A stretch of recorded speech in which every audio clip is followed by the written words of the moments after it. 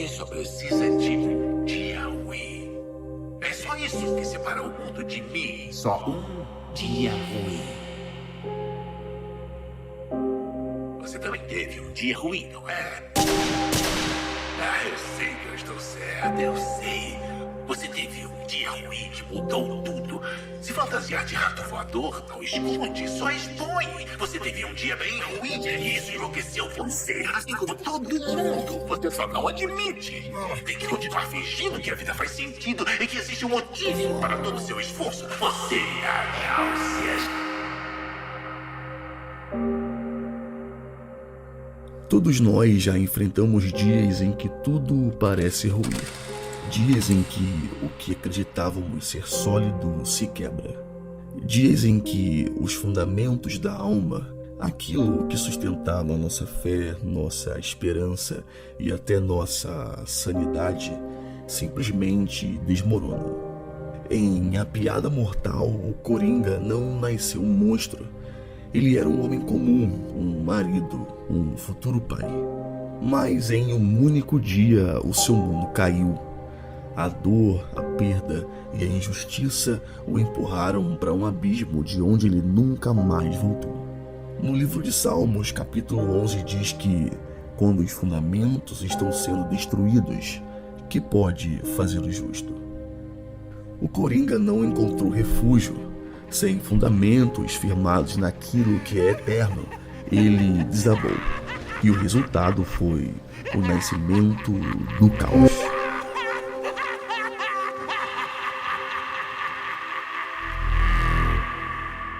Quando os fundamentos são destruídos, o que pode fazer o justo?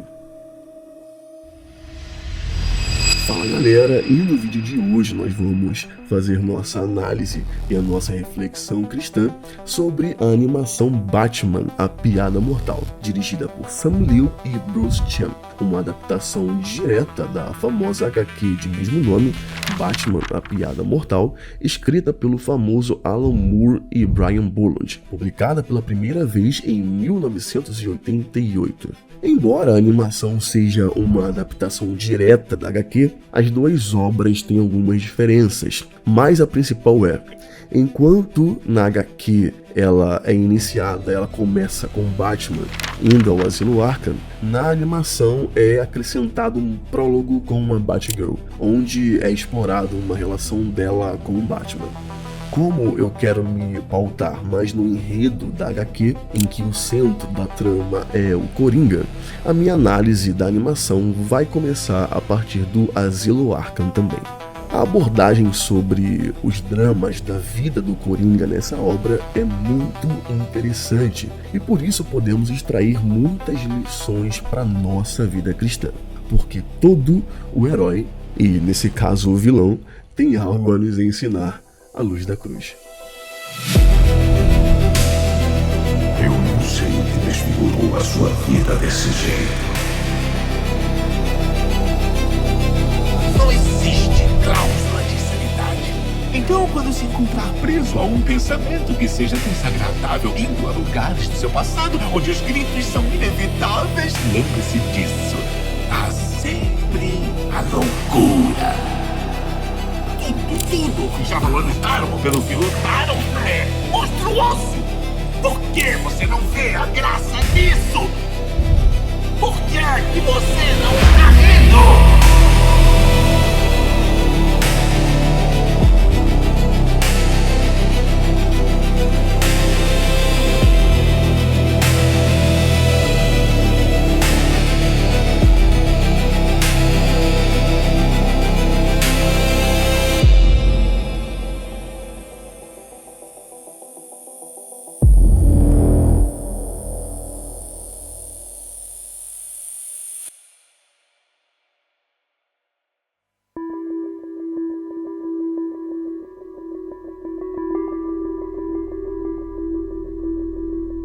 Batman chega ao Asilo Arkham, um sanatório fictício localizado em Gotham City, destinados aos criminosos mais insanos do universo DC.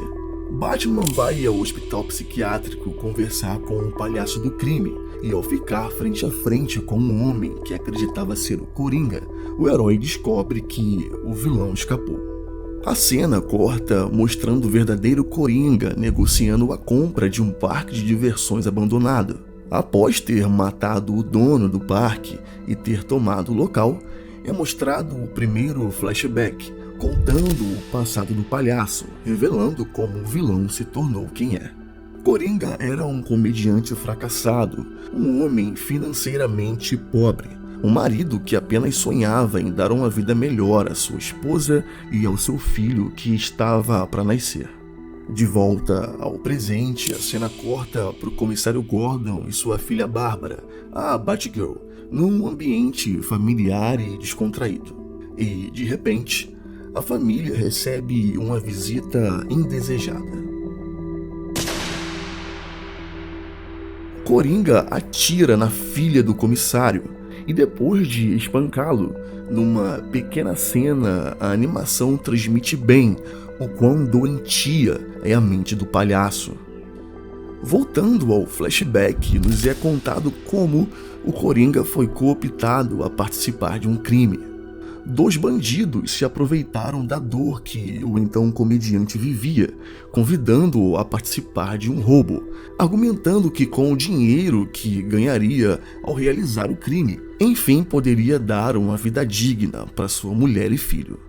A animação dá a entender que o comediante foi escolhido também por ter sido anteriormente um funcionário do lugar que seria roubado, assim facilitando o crime por conhecer bem o local. O combinado era que, durante o crime, ele usasse um capacete vermelho, que na verdade não passava de um esquema dos bandidos para desviarem a atenção da polícia sobre eles. Mais uma vez ao presente, descobrimos que com o tiro, Bárbara perde o movimento das pernas e nunca mais vai voltar a andar. O comissário Gordon é levado ao Parque do Coringa, onde apanha e é humilhado pelos capangas do palhaço, e também onde é submetido a uma perturbadora tortura psicológica.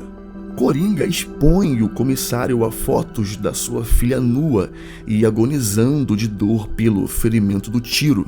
Isto que o Coringa faz com Gordon é o elemento em torno da qual toda a trama da animação gira.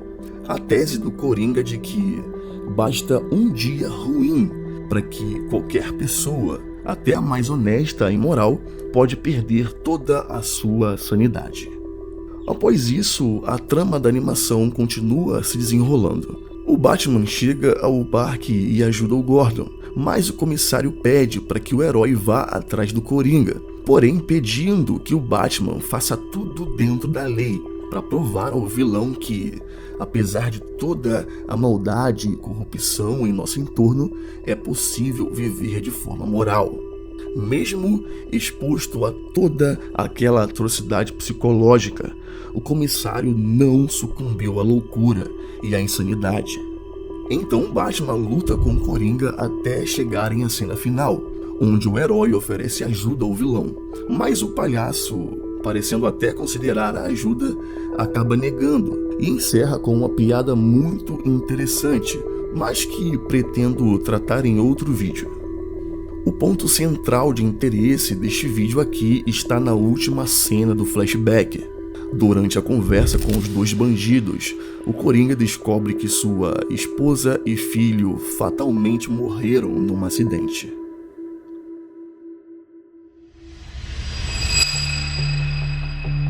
Com sua esposa e filho mortos, o comediante não tinha mais motivo para cometer o crime. O dinheiro que receberia do roubo era justamente para dar uma vida melhor à sua família. No entanto, os bandidos pressionam e ameaçam o comediante para que continue seguindo o plano. Chegando ao local do crime, tudo dá errado. A polícia chega, os bandidos são baleados e mortos, e durante o assalto o Batman chega, amedronta o comediante, fazendo ele cair num tanque de produtos químicos.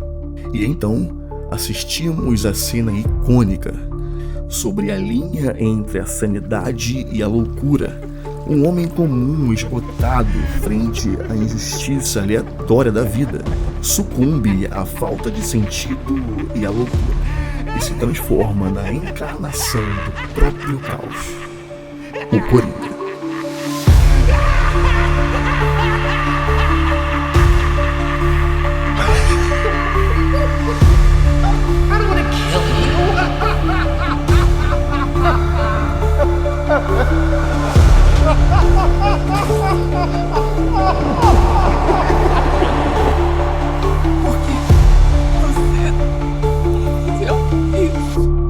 Quero provar uma coisa. Um brinde ao crime.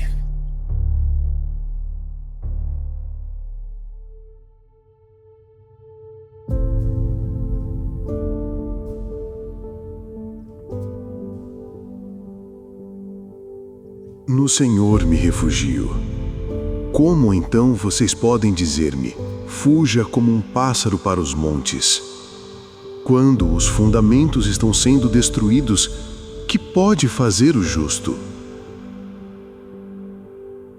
Salmos 11 foi um salmo escrito pelo rei Davi, porém não sabemos ao certo em qual contexto histórico ele foi escrito.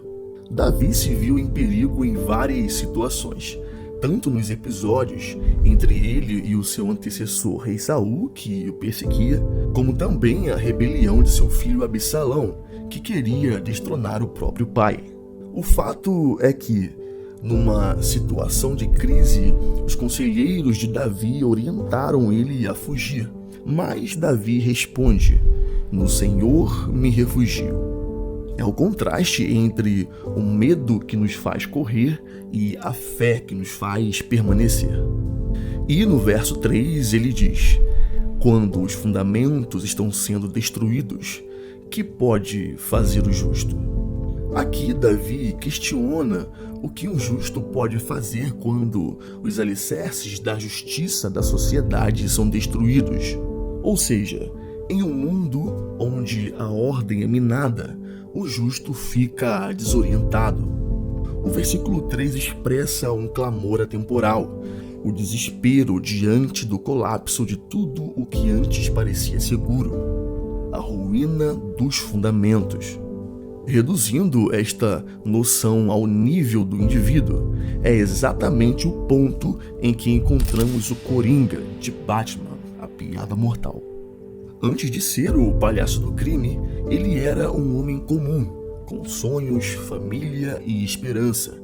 Seu alicerce era frágil, construído sobre circunstâncias humanas, o trabalho, a família e o sucesso. E quando essas bases ruíram, ele sucumbiu junto com todas elas. Larry Crabb é o meu autor preferido, e seus escritos foram parte do conteúdo tanto do meu vídeo do Superman e o da Liga da Justiça, a Legião do Mal. E neste vídeo aqui não vai ser diferente. A profundidade dos seus textos tem me edificado muito, e acredito que também possa edificar você. No livro O Lugar Mais Seguro da Terra, Crabb escreve que é da natureza das coisas que nossos fundamentos naturais precisem ser destruídos para que se desenvolva a verdadeira espiritualidade.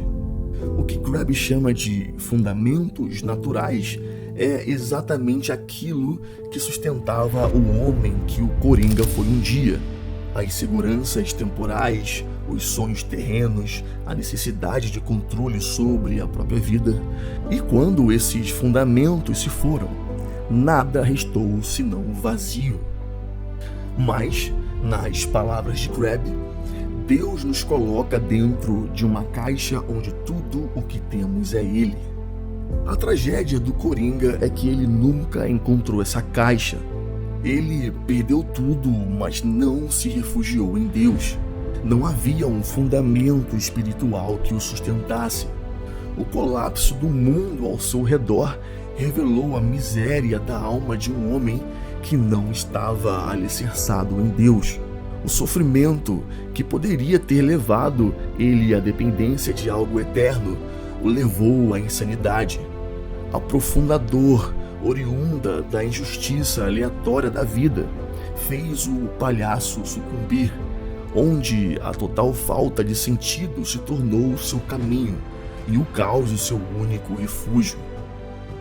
Jesus disse aos seus discípulos que, enquanto vivêssemos neste mundo, a aflição faria parte da nossa vida.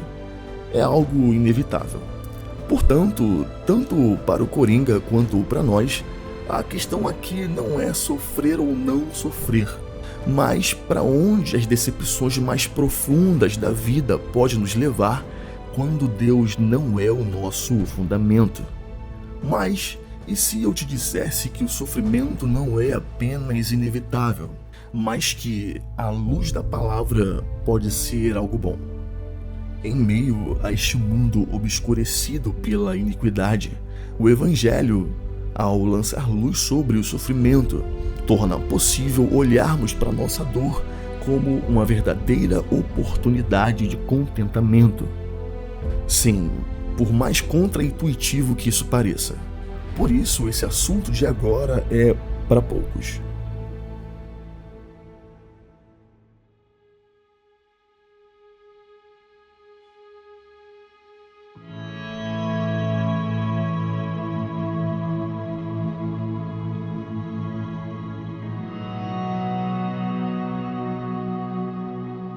Meus irmãos, considerem motivo de grande alegria o fato de passarem por diversas provações. A conclusão de tudo o que já abordamos é clara. A vida é feita de dias maus. Dias em que tudo o que acreditávamos ser sólido se desmorona diante de nós. E essas coisas envolvem processos dolorosos, divórcio, falência, acidentes, mortes. Então você poderia me falar, como Davi? Como considerar motivo de grande alegria passar por provações a alguém que numa única manhã teve seu filho morto num brutal atentado? Para alguém que descobriu uma doença terminal? Para um comediante fracassado que perdeu mulher e filho num único dia? Como já vimos, o Coringa representa aquele que perdeu seus fundamentos e não encontrou refúgio em Deus. Quando o sofrimento o atingiu, ele caiu, não porque sofreu, mas porque estava construído sobre algo que não podia suportar a dor.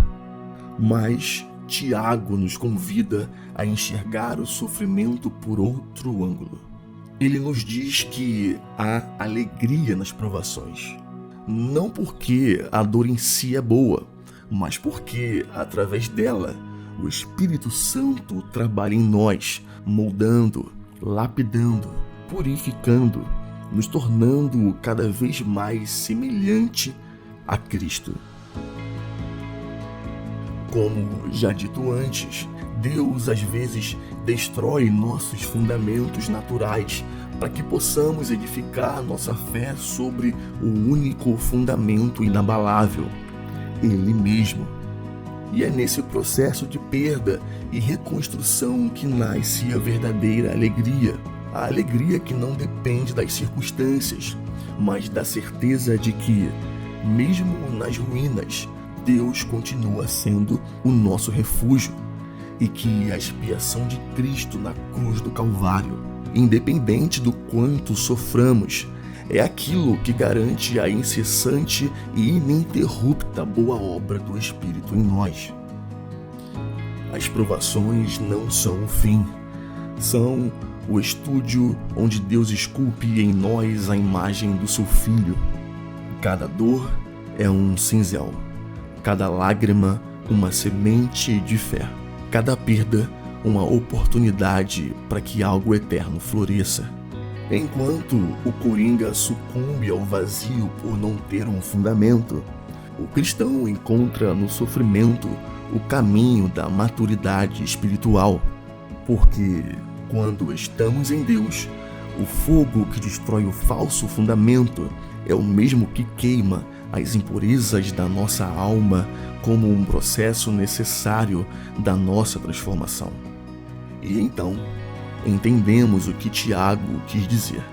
Há a alegria nas provações, porque é nelas que deixamos de viver como homens feridos e vazios de sentido, e começamos a viver como filhos moldados pela graça, a semelhança do supremo paradigma, a semelhança da referência absoluta da verdadeira santidade, a semelhança dele, do Filho unigênito, Jesus Cristo, o nosso Salvador.